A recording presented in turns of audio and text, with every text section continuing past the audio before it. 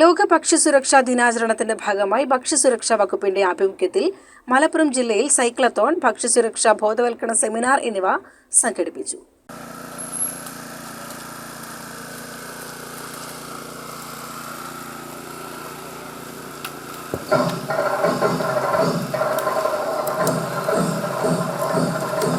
പ്രിയപ്പെട്ടവരെ, ഇന്ന് അമിത അളവിൽ ഉപ്പ്, കൊഴുപ്പ്, പഞ്ചസാര തുടങ്ങിയവ ചേർത്തതുമായ ആഹാര പദാർത്ഥങ്ങൾ ഒഴിവാക്കുക.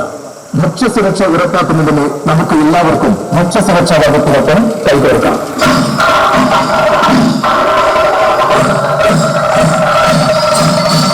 ഇന്ന് ജൂൺ 7.